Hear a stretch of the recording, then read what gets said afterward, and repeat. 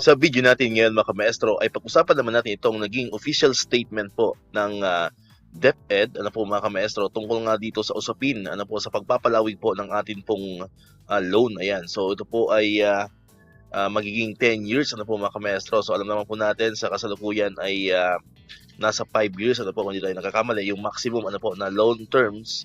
Pero dito po sa pagkakataong ito ay pinupush ano po mga maestro ng DepEd ang mas palawagin daw or mas palawigin ano po mga maestro yung atin pong loan terms up to maximum of 10 years. Ayan. So ito po yung naging official statement po ng DepEd.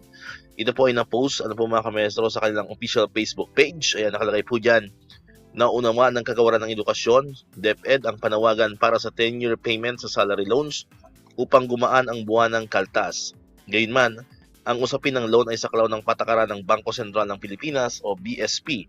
Kaugnay nito, nakikipag-ugnayan na ang DepEd sa mga partner upang humanap ng paraan o suporta na makatutulong para sa kapakanan ng ating mga guro at kawani. Ayan, ito po yung naging advisory, ano po mga maestro, ng official advisory po ng DepEd. Ayan, the Department of Education, DepEd understands the request for a 10-year payment period for salary loans, as longer payment periods can help reduce monthly deductions and make repayments easier to manage. However, the salary loans are guided by rules set by the Bangko Sentral ng Pilipinas or BSP. At present, BSP guidelines provide for payment periods of up to 3 years and special cases up to 5 years.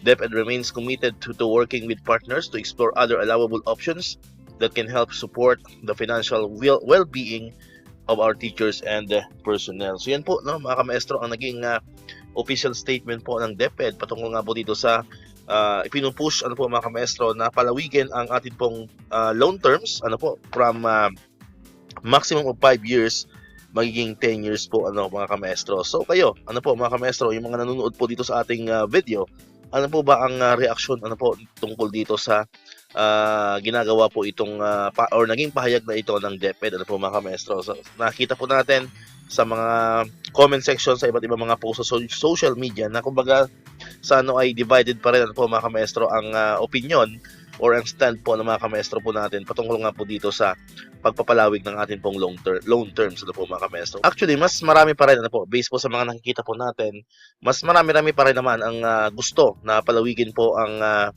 loan terms ano po from 5 years nga into 10 years ano po mga maestro. Pero meron din mga iba na nakikita po tayo na ang sabi nila mas lalo lang daw mababaon sa utang ano po mga maestro ang mga guro kapag hinabaan po ang atin pong loan terms ano po mga maestro na gawing 10 taon.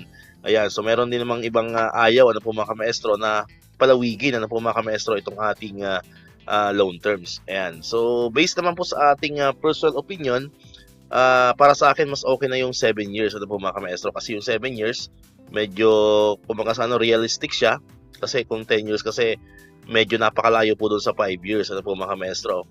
Pero depende pa rin yan, no? Ang sa ganito kasing case ay depende po yan sa sitwasyon ng guro. So kailangan po nating irespeto ang bawat opinion ng isa sa atin, ng bawat isa sa atin patungkol nga po dito sa pagpapalawig po ng atin pong loan terms ano po mga maestro. So sa iba mas nakakaaluwan na po yung 10 years, pero pwede na rin sa iba ay hindi. So depende na po yan. Ayan, so depende na po yan sa magiging final decision ano po mga maestro, kasi hindi pa naman po ito final ano po. So ito po ay nag-request lamang ang DepEd sa BSP. So ang may final say po dito mga maestro ay ang Bangko Sentral pa rin naman. So depende pa rin po yan sa kanilang pulisiya, sa kanilang guidelines ng BSP. So doon po yan magbe-base ano po mga maestro. Kung baka ito ay suggestion lang ng Department of Education. Ayan, so nasabi ko na nga kanina, no, para sa akin mas convenient yung 7 years ano po mga maestro, mas realistic, mas convenient yun pong 7 years. Ito naman po ay para lang naman po sa akin ano po mga maestro. Ito po ay personal opinion lamang po natin.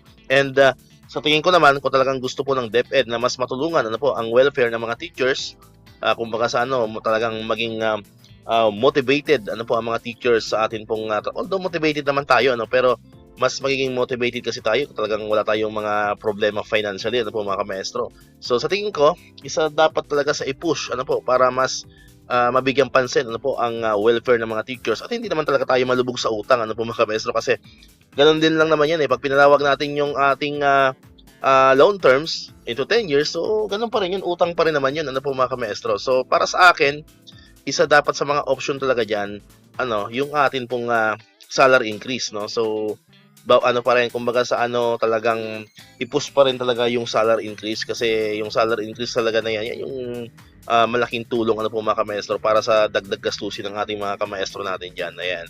And then aside syempre sa salary increase, mas maganda rin siguro, mas babaan pa ng konti, ano po, yung interest rate.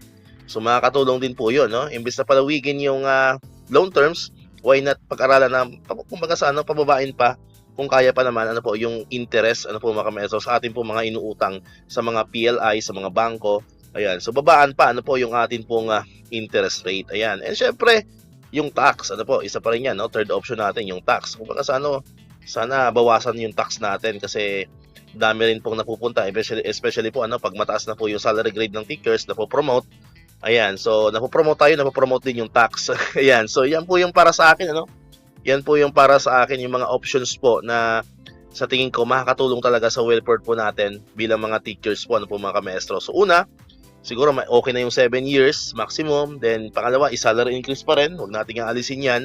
Number 1 ay kumbaga sa talagang napakahalaga pa rin ng salary increase. Pangatlo is yung interest rate, babaan po yung interest rate. And pang-apat, yung tax din, babaan din po dapat yung tax, ano po mga ka-maestro. Yan, so yun po yung ating stand po, ano po, dito sa naging official statement po ng Department of Education.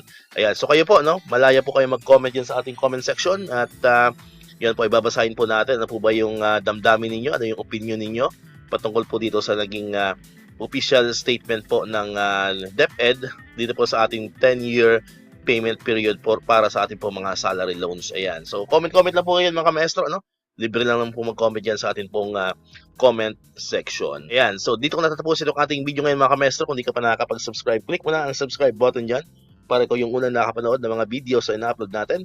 Katulad dito, yung mga updates pa rin about sa ating pong loan terms. Ayan, and syempre sa mga benefits ng mga teachers and government employees. Syempre, click mo na rin ang notification bell button para ma-notify ka.